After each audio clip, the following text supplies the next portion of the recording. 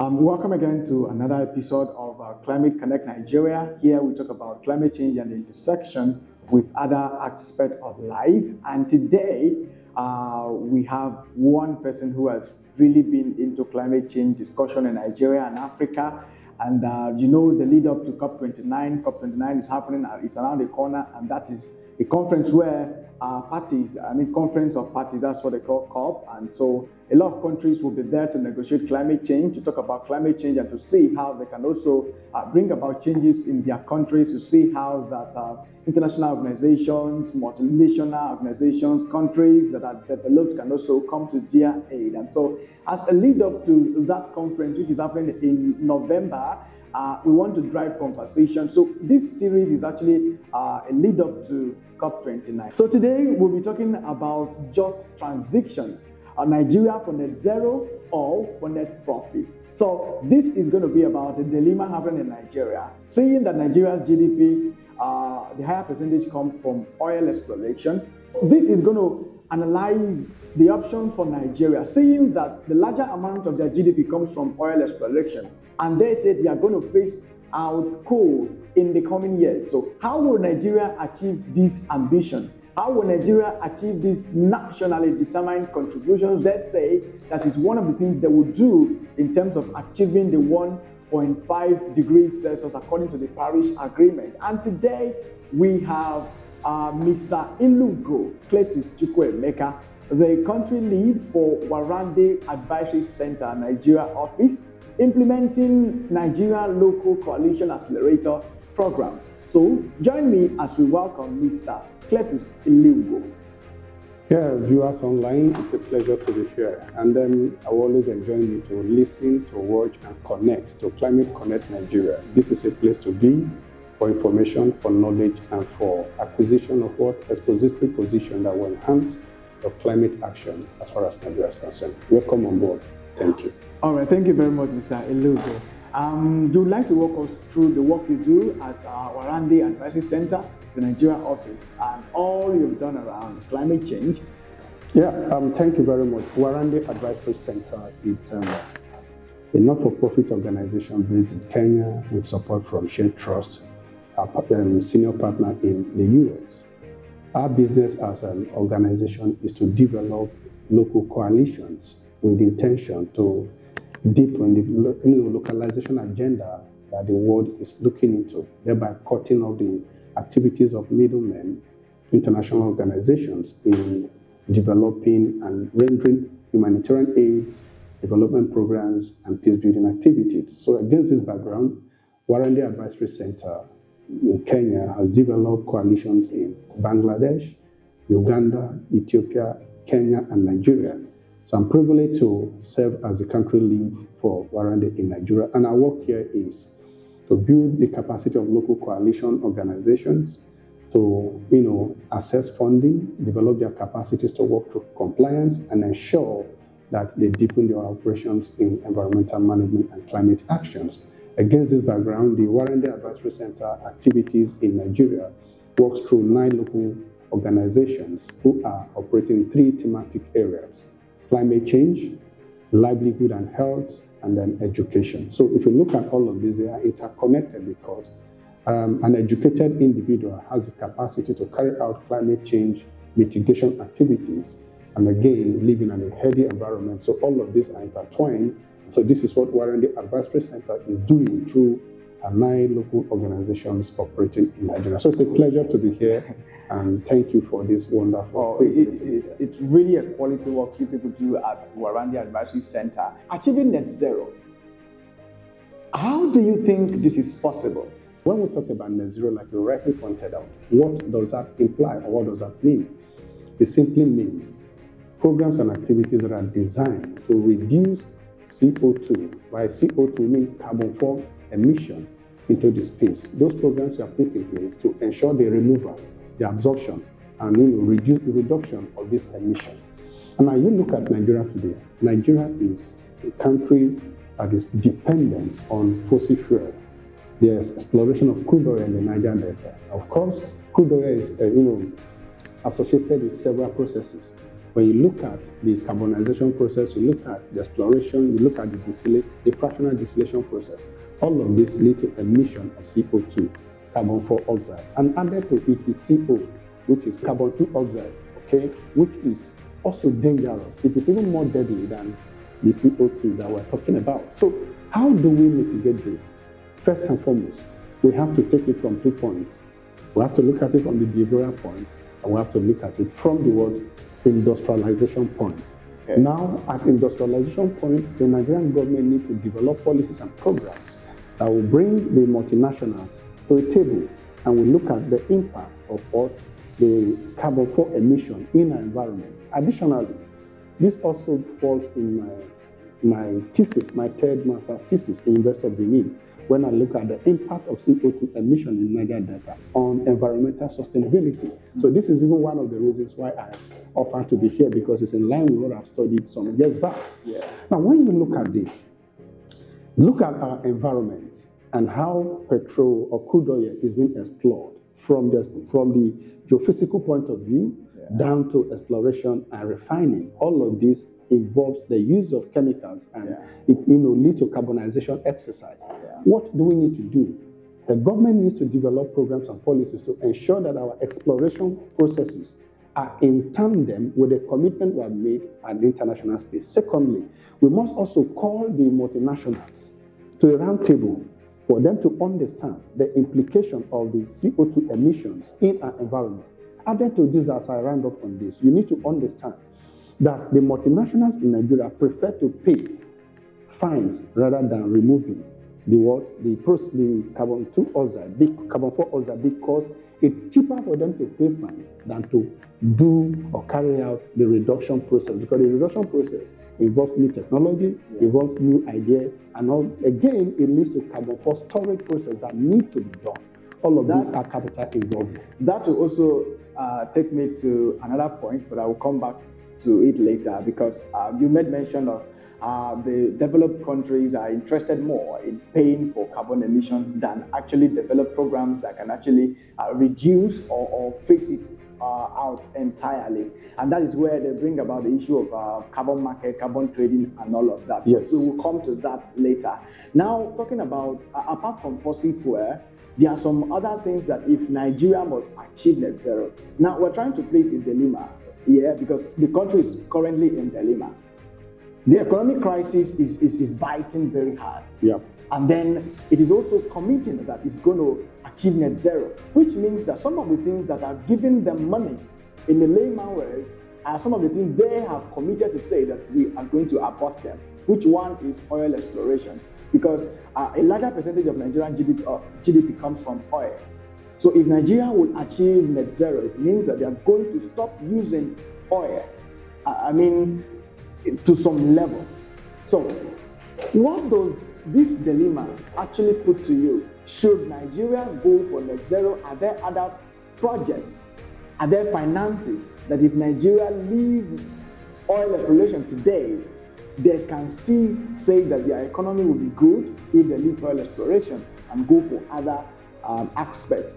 Yeah, one thing we need to look at here is, like I said earlier on, there should be a deliberate policy, action, and programs designed in such a way that Nigeria will follow through, irrespective of who is in government, to ensure that we achieve net zero. Net zero to put you through on that. I'm coming. Net zero is achievable. Yeah. Okay. If we have programs and policies put in place.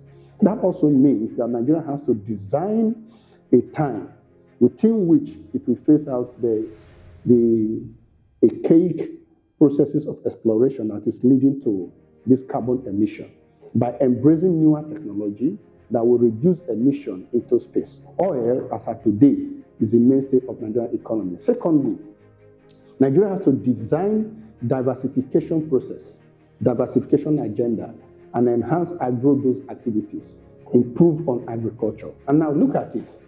Let's look at carbon cycle. And let's look at the environmental filtration, okay? God, in His infinite mercy, ensured that the forest has a way of absorbing carbon 4 or carbon dioxide back by plants. So Nigeria also needs to improve on agroforestry activities, tree planting, and agricultural activity as a way to absorb the excess of some of these emissions that are taking place, while also implementing economic activities in other sectors, such as technology that are not, carbon prone in the economy, using the resources and the revenue gotten from oil to establish all of this. This will ensure that over time, our emission will reduce while also maintaining our economic stability without affecting our base. Because if today we take a final decision and say we are going for net zero, we stop oil, and there is no other program of revenue generation for Nigeria, it means Nigeria will fall into recession. And that is not good for us. When we fall into recession and it's not properly taken care of, we'll get to a stage in economies where we call stagflation.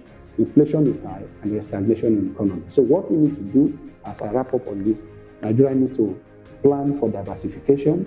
Nigeria also needs to embrace technology that will reduce carbon emission, and then Nigeria needs to ensure that agro-based activities, including agroforestry and afforestation, is put to the forefront. This will help us to achieve what we have committed in international space. Oh, okay. So in terms of agroforestry and afforestation, those are ways that Nigeria can actually go to in terms of emission reduction. Yeah. But as of today, the data suggests that Nigeria, as an African country, are one of those countries that are contributing lesser to carbon emission. Yes. All right. So at the moment, their emission is not really at the danger level yet. Yes. But then, because of the conversation internationally, Nigeria will need to design projects and programs, just like you said, yes, to harmonize their determined contributions. So now, if Nigeria, what are those things that Nigeria use their oil for? In terms of, okay, you talk about transportation, you talk about electricity, you talk about so many other things yes, that those things actually cater for. So if you are phasing out coal now, you are phasing out fossil fuel, you mean you are developing other projects that could take away those areas. That's correct. So what does this imply? Nigerian government has to fund research and development adequately in our institutions of higher learning, the universities and polytechnics, to ensure that localized technology are developed. I'm intentional with the word localized, the choice of that word. Localized in that technologies that are based, designed, and Nigerian-driven should be developed, and they are possible. Just to go straight, are there technologies around that area you could really recommend? Definitely. Let me give you an instance. If probably, as a Nigerian, and I implore you to do so, take a visit to Ojukwu Bunker in Abia State. Ojukwu Bunker is a place, the museum, where the relics of Nigerian war, the technologies developed by Biafran soldiers during the war, are kept. And war ended 54 years ago. If we have developed those technologies further, we probably will not be where we are. Nigerians have indigenous technology, but until we advance them, we will not go far. Everywhere in our society today, you see youths developing ideas that can produce light and the rest of them. All we need to do is to bring them close, develop them further, and scale up. And then technology should be localized and should not be attributed to tribe. Because it's from this tribe or the other tribe, we will not push it through. That's not the way to go. If we must achieve this, and let me also correct an impression. Nevertheless, the data says that Nigeria and Africa has low contribution to carbon emission and greenhouse gas. Adequate. But that's not 100% correct. When you go to areas where crude oil is being explored, if you are looking at Nigeria on a broad base, your assumptions are 100% correct. But if you go to the Niger Delta, where crude oil is being explored, you will find out that this narrative may be a bit incorrect. But if we generalize it with this Nigerian space, because the Niger Delta region is very, very, if you determine just a region, 1/6 of the region, it might be correct. But if we go down to that place, go to Port Harcourt, where we have soot challenges. Soot is the emission of carbon. And then when the rain falls, you see black rain falling. And you come to worry, some rain, when it's falling, you see white rain because of carbon emission in the atmosphere. These are dangers. But what we need to do as a people is to ensure that technologies that can be environmentally friendly, as far as those Nigerians are concerned, should be developed. And they are possible. How are they? Go back to institutions of higher learning. For instance, Petroleum Training Institute Warri can be of great assistance. University of Port Harcourt, River State, who is involved in petroleum liquidation and the rest of them, and sequestration activities, can be of very key assistance. University of Ibadan, University of Benin, these are schools that are known for petroleum analysis. Nonetheless, we also have Federal University of Petroleum Resources, FUPRE in Efo. They are very, very key. But the only thing is that more researches need to be done to ensure that these challenges are what are mitigated. And then we need to carry out this as a policy and as programs, because yes, if we look at Nigeria in a broad space, we might say it's very infinitesimal. But come back to the north, where deforestation is on the increase. You can see the issue. So that's actually like part of their own contribution. Yes. So now the area you're talking about now, you talk about loss and damages, yes, which are actually what funds where we come to now climate finance comes in. So if Nigeria will achieve net zero, it means they need to devise new ways of employment. Yeah. They need to devise new ways of living, like loss and damages. There are some communities that cannot get or cannot recover what they have lost already due to climate disasters.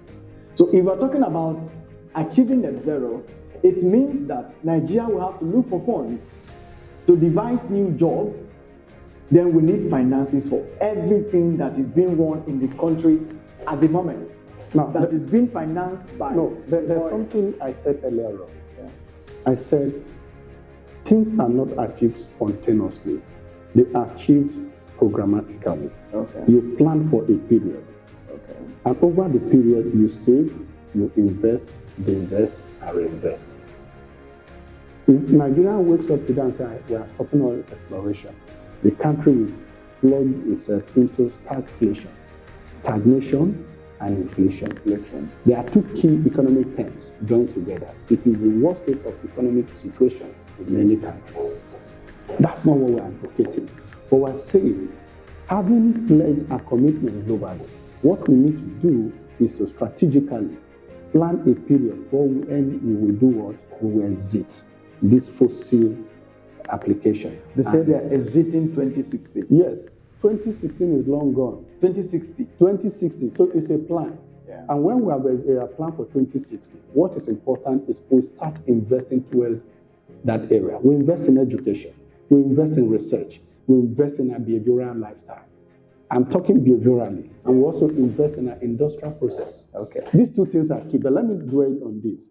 We look at behavior and we look at industry. Behavior in that households, collective households need to be taught where we are moving so that everybody will learn, begin to imbibe it and adjust to it. Okay. Industrially, people need to know where our policies and programs are tailored towards in our industrial aspiration. And so people begin to bring in industries in that line. People begin to develop their technologies along that path, and employments are created along that path. So where you stand now, yeah. Do you think Nigeria is on a course to achieve net zero by 2060? The truth is, I won't say we have done much to achieve it.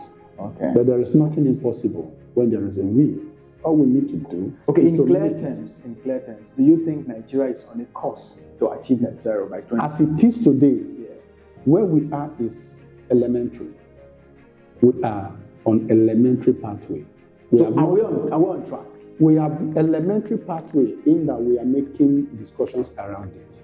But in terms of policies are there, but programs are not as strong as the policies. So that's why I use the word elementary. From elementary, you move to primary to tertiary, to secondary to tertiary. So by elementary, we are at the discussion level. Okay. Yes. So talking about programs and all of that, COP29 is happening very soon, like I said from the introduction. and those are places where country goes to negotiate. Because from all we have talked about, they cannot happen except there is finances. So COP29, the achievement that COP29 is set to achieve is that there is a more higher funding apart from the $100 billion per year that is being accepted before, that is being as a commitment by developed countries to produce for developing countries. So, but this COP29 is set to produce higher funds, higher finance for it. So for it to be successful, it means that there will be more pledge of climate finance. But for Africa, but for Nigeria, with all these myriads of problems, because they need finance to do all of that. So where we are now, from the governing council, I'm talking now from the state actors now, where we are now, you think they are not very smart ways to showcase to the world that we need finances to achieve loss and damages, we need finances to actually achieve or to develop adaptation strategies, we need finances for our communities to mitigate climate actions. Although funds are there, but Nigeria has not been able to showcase to the global community that they need these funds. Is that what you're saying? The truth of the matter is this. The role of the government is to provide an enabling environment. There is need for civil society and state actor relationship to develop clear-cut pathways that are acceptable in international space. From this place I sit as a civil society person, and from the place the state actors sit as government functionaries, we see from different prisons. I see from programmatic view, they see from policy view. But when we bring policy and programs together, we'll be able to show the world that we are ready. But until this fusion is achieved, and achieved systematically in such a way that the actions and programs are understandable, readable, and implementable, we may not be able to convince the global world. So as Nigeria gears towards COP29, in simple, clear terms, where should that focus? The focus should be develop pathways, programmatic pathways with milestones that are achievable based on our local context, that are also possible to be financed by donors based on our local context, and that can also be monitored and evaluated by donors and show forth. Funding will definitely occur. But if these are not there, donors will not do so. Okay, so as we talk much on climate finance, a lot of people are saying that the issue of carbon credit, carbon trading, will not work in Africa. What's your view on that? It is not as if it will not work. It will work based on three things. When we enhance our education around carbon credit and carbon financing, it will work. When we study the framework of why it works in places where it is working and localize, it will work. Thirdly, when we develop capacities of individuals and showing transparency, devoid of corruption, manipulation, and deceit, these things will work. If it works elsewhere, it can work in Africa. The only thing we need to do is to show that level of transparency, capacity, character, and competence around this area. Definitely it will work.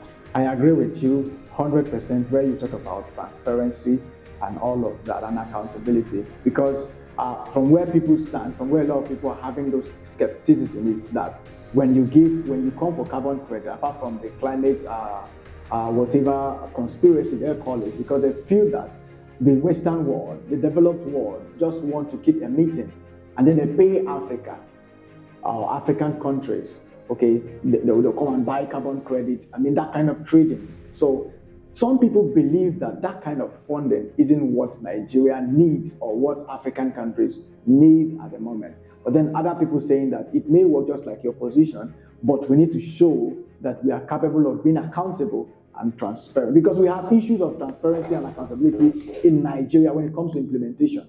Yeah, the truth is, I am from the civil society background. And I was careful with my choice of words. And I was insistent on those words because as a civil society practitioner, I know what is obtainable. Nothing cannot work in Africa if and only if we are willing to allow it to work. Please let this be established. Where it is working, they are human beings and we are human beings. But the only thing that is different is our mindset and our willingness to allow things work. Carbon financing and carbon credit can work in Africa on the ground that, added to what I've said before, we decide to allow it to work and forget the fact that we should be the buying point. Why can't Africa be the selling point? Why should we be used for trading and be seen as not capable enough to develop? Now, accepting the fact that we should be used for trading is invariably accepting that we have decided not to develop, because carbon emission is associated with development. That's not, you cannot emit carbon when you are not developing. Okay? So what you need to do is to up your game and play in that industrialized space. So carbon emission, especially CO2, is a function of industrialization. So accepting to be paid for not industry, that's accepting to remain underdeveloped or undeveloped. There is a difference between undeveloped and underdevelopment. So if we continue to accept this, what Africa has always has accepted is we have chosen to be undeveloped or underdeveloped, but we can aspire to develop. Development is a choice. And when you choose to develop, you pay as order. Dangote refinery is a case in point. Airpeace is a case in point in aviation and several others. You just have to choose. I was going to talk about that exactly, because if we talk about net zero, achieving net zero, it means that in some ways, take away carbon trading, carbon market off the table. Yes. In some ways, if we are committed to net zero, it means that add that investment into sectors that can bring carbon, that can emit carbon, or it should be, on the low. So the issue of developing other refineries in Nigeria while being committed to net zero is kind of... No, there's no contradiction. Okay. The refinery is built with net zero in mind. Okay, we'd like to know more. Yeah, I give you an instance. When I was in Tier 4, here in Yola, Adamawa State, we developed a factory for recycling plastic. Added to that recycling is a carbon compartment that will trap, that will ensure that carbon 4 oxide does not emit to the environment. If as little as we are, we can develop a factory and bring that into perspective, the bigger Dangote refinery has a higher version of that carbon trapping system in itself. Okay, so thank you very much. Like I said, this is a series that is geared towards COP29, because a lot of ambitions, a lot of negotiations are going to be happening at COP29. Yeah. And Nigeria is definitely going to be part of the actors, parties that are going to be there. And so there is need for us to drive conversations towards that conference of parties. And so you have clearly stated some of your points and some of the things Nigeria should actually focus as they go into COP29. So as we bring the discussion to a close, are there other things you might like the country, the state actors, the non-state actors to actually focus to achieve net zero, and what they should advise the government and other non-state actors as they go to COP29? What should be the focus mainly of their negotiation apart from what you have said? Number one, we must raise a team of experts highly committed to this purpose, whose duty and responsibilities are clearly defined in their terms of reference and engagement. And what is that? Develop programs, activities, and systems that can give us net zero. Two, this team should constantly meet, develop, review, evaluate what they've developed to see whether it's in tandem with the prevailing circumstance. Number three, turn these developments or these programs also developed into models for learning and sensing to institutions of learning, tertiary, secondary, primary, and elementary, so that it becomes a holistic learning for everybody in the country, such that the message that is being developed by the government at the center is known by even a child in the primary school. That way, it becomes a systemic idea that runs through. By 2060, Nigeria is existing this. So everybody will develop programs and career in that line. Fourthly, the system should be developed to enhance research and development adequately to suit the prevailing circumstance in this line. Number 4, or number 5, or whatever number it is. Number 4. It is important that this team meet with government to brief government of their developments, results, and activities, actions that have been committed, that have been done, carried out, and then where we are. And also, annually, as we go to COP, Nigeria should develop Nigerian COP that is hosted in Abuja, where all environmental actors come together, sit on a round table for a week or so, whatever we can. People come in there to discuss Nigerian environmental COP or national COP. And highlights of those things, communiques reach from those COP, become the positions that team will present in the global COP. That way, whatever commitment we're making in global COP is a product of national COP. As a way of localizing it, cascading downward, states should develop their individual state COP and raise a team. Results from the state COP will feed into national COP and integrated as a national program. And state should further cascade it, allow the local government to develop local government COP. Activities at the local government COP will feed into state, state will feed into national, national will feed into global. Here it becomes a national programs. I don't think what I've just said to you now exists. If it does, I have not been seen and I have not heard. But as a practitioner, this is the way to have bottom-up approach and top-bottom approach. So whatever we say at national goes down, whatever we say at local goes up, and then back to global. This way, our monitoring will be effective, our evaluation will be effective, our review will be systematic and result-oriented. Our funding will trickle down. Our programs will be embraced by every household in every nooks and crannies of the country. Here, our environmental programs and climate change activities vis-a-vis COP's commitment will be top-notch, and Nigeria will be seen to be on the right path. I believe if we do this, we'll be seen to be a serious country that is committed to net zero or net profit. That's the way to go. I mean, you've really said a lot. Thank you very, very, very much for your time on the Climate Connect podcast. Like I said, it's a build-up to COP29, and we'll also be talking of other topics and things you might also want to say to our audience. All right, so anytime we call on your attention, we hope that you would really grace our podcast again. Yeah, it's a pleasure to be here always. And then once again, let me thank Climate Connect for the privilege to be here. And also let me thank my employer, Warrandy Advisory Center, because it's for their own benevolence that I'm here today, that made me to know Climate Connect. And let me also thank our senior partners, Share Trust, for working with us in Warrandy Advisory Center.